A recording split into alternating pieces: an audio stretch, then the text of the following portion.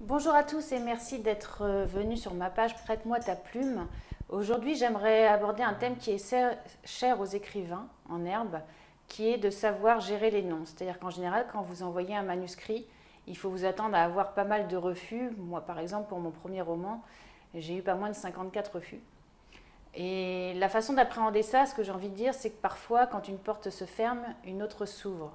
Donc c'est important de savoir encaisser les noms et de se dire que finalement, si tel ou tel éditeur ne veut pas de vous, c'est qu'il y a une porte bien plus jolie et bien plus grande qui va s'ouvrir derrière. Donc c'est valable pour les livres, c'est valable pour tous vos projets au niveau professionnel, c'est aussi valable en amour. Si vous voulez quelqu'un et que la personne n'est pas disponible pour vous, qu'elle ne veut pas de vous, c'est certainement que derrière, vous aurez un très grand oui avec une personne qui vous correspond davantage. Et ce sujet, en fait, ce thème du nom, de savoir les encaisser, ça m'amène aussi au thème de la journée des droits internationaux de la femme que l'on fête aujourd'hui.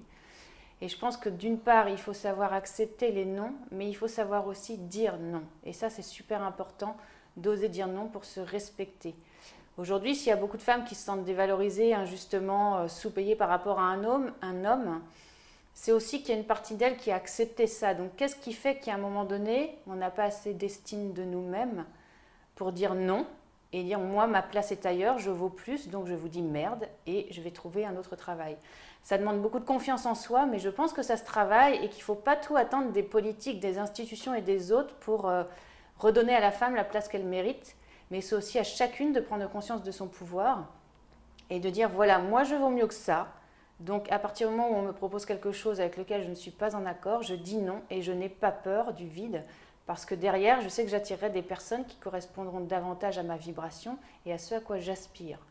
Donc voilà, tout ça, c'est que ce soit accepter les noms, les encaisser ou aussi oser dire non, ça fait partie du même process, c'est d'avoir une vision globale de ce que l'on veut, bien définir ses objectifs, d'y croire, de s'y tenir et de ne pas avoir peur de laisser passer les personnes qui ne vous correspondent pas et qui vous dévalorisent. Voilà. On a tous une énergie vibratoire sur laquelle on vibre. Et en fait, à partir du moment où on est en accord avec son cœur et avec soi, on attire les gens qui sont bons pour nous faire avancer. Donc voilà, c'est un message positif, même s'il y a encore du travail à faire pour les femmes aujourd'hui pour qu'elles soient reconnues. Moi, je suis persuadée que ça part déjà de nous et qu'à partir du moment où vous vous aimez, vous vous respectez davantage, vous attirez beaucoup plus de justesse par rapport à votre situation et forcément, comme chaque goutte d'eau forme un océan, si toutes les femmes agissaient comme ça, mais même les hommes à leur niveau, le monde irait certainement un petit peu mieux puisque nous serions chacun à notre juste place en accord avec notre cœur et notre âme. Voilà, c'était le message du jour. Merci beaucoup d'avoir écouté cette vidéo.